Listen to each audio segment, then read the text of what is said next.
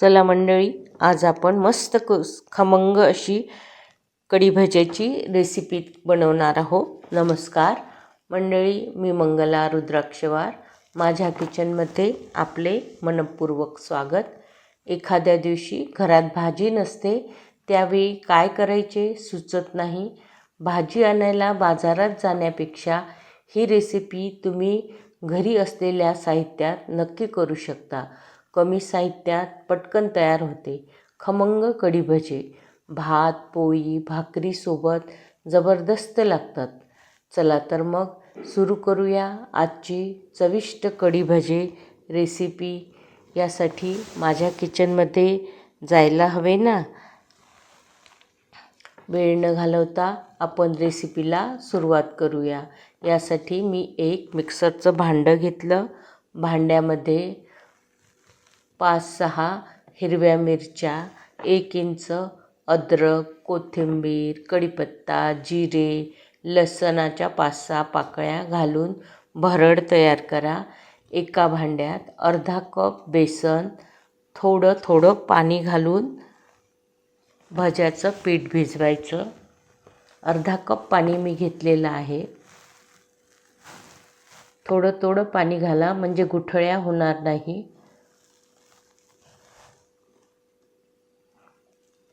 छान मस्त पीठ भिजवून घेऊ आपण.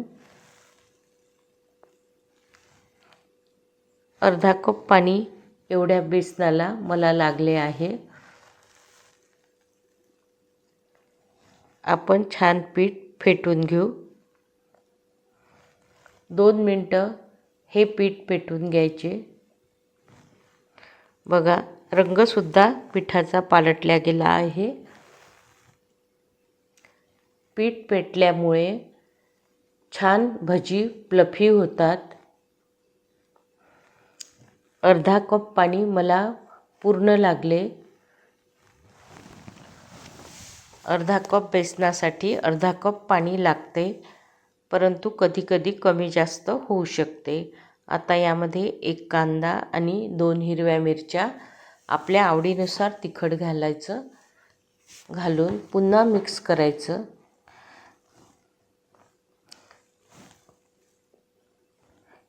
एक चमचा यामध्ये ठेचा घालू. तिखट तुमच्या आवडीप्रमाणे तुम्ही कमी जास्त घालू शकता. परत मिक्स करून घेऊ. आता यामध्ये 1 चमचा ओवा हातावर रगडून घालून घेऊ. रगडण्यामुळे ओव्याचा फ्लेवर चांगला येतो. मीठ चवीनुसार, किंचित थोडीशी हळद, अर्धा चमचा धने जिरे पूड. कढईमध्ये तेल गरम करायला ठेवले. आपण यामध्ये भजे बनवताना सोड्याचा वापर करणार नाही, म्हणून 1 मोठा पळी तेल घालून घेतले. यामध्ये तेल कडकडीतच घालायचे. तेल छान गरम झाले आहे. थोडंसं बेसन घालून 1 भजा घालून आपण चेक करून घेऊ तेल गरम झाले की नाही. गरम तेल झाल्यावर छोटे छोटे भजे तेलात सोडायचे. चांगले गोल्डन ब्राऊन रंगावर येईपर्यंत ही भजी तळून घ्यायची. बघा, छान भजी तयार होत आहे आपली. सोडा घातला नसल्यामुळे भजी तेलकट होत नाही. अशा प्रकारे सगळी भजी आपण तळून घेऊ. एवढं लक्षात ठेवायचं की तेल कडकडीत गरम करायचं, परंतु भजी सोडताना तेल गरम हवं, पण तळताना गॅस मीडियम ठेवायचा. अशा प्रकारे आपण सगळी भजी तळून घेतली.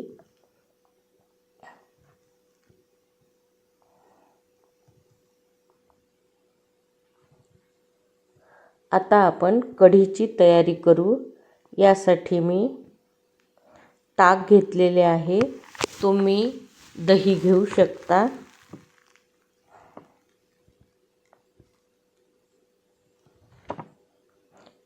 एवढे 2 भांडे मी ताक घेतले. तुम्ही अर्धं भांडं दही, आंबट दही घेऊ शकता. एका भांड्यात थोडं ताक घेतले. ताकात 2 चमचे बेसन घातले. बेसन चांगले ताकात मिक्स करायचे. थोड्या ताकामध्येच पहिले बेसन मिक्स करून घ्यायचे, नाहीतर गुठळ्या होण्याच्या शक्यता असते. छान बेसन मिक्स झालं आहे. आता यामध्ये आपण ताक घालून घेऊ. 2 बाऊल मी यामध्ये ताक घालून घेतलं. थोडंसं पाणी घातलं. आता फोडणीची तयारी करायची. एका भांड्यामध्ये स्टीलचं भांडं घ्यायचं. यामध्ये 1 चमचा तूप, जिरं, ठेचा, कढीपत्ता, हिंग याची आपण फोडणी करून घेऊ. आपण जे वाटण केलं होतं ते घातलेलं आहे. छान मस्त खरपूस भाजून घ्यायचं.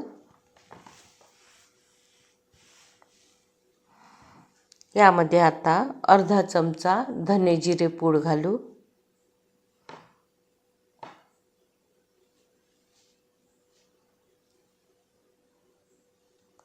आता यामध्ये जे आपण ताक केले आहे बेसन लावून ते घालून घेऊ.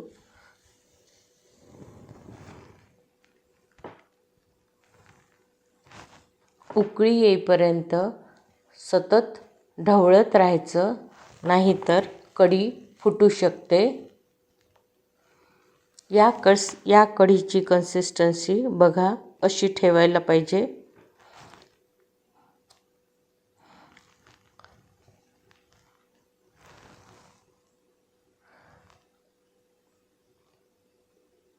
जास्त घट्ट कढी करू नका, कारण उकळल्यानंतर ही परत घट्ट होते आणि भजी टाकल्यानंतर त्यापेक्षाही घट्ट होते. त्यामुळे कढी ही थोडी पातळसर ठेवा. तुमचं ताक किती आंबट गोड असेल चव घेऊन बघा आणि त्यानुसार पाणी घाला. गोड ताक असेल तर तुम्ही थोडं निंबूसत्व किंवा आमचूर पावडर घालू शकता, पण आमचूर पावडरने कढीचा रंग बदलू शकतो, म्हणून निंबूसत्व घाला. नाहीतर दही आंबट घ्या. चवीनुसार यामध्ये मीठ घालायचं.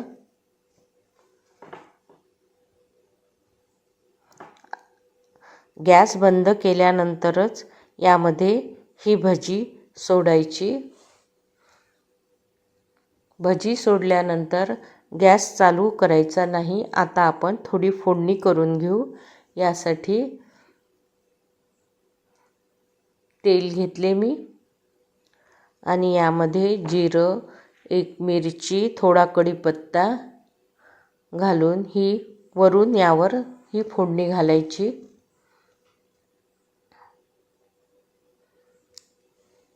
तर मंडळी, कशी वाटली ही रेसिपी तुम्ही नक्की करून बघा. घरात भाजी नसेल तर झटपट ही रेसिपी करून सगळ्यांना खुश करा. जर रेसिपी आवडली असेल तर लाईक करा, शेअर करा आणि माझ्या किचनला सबस्क्राईब करायला विसरू नका.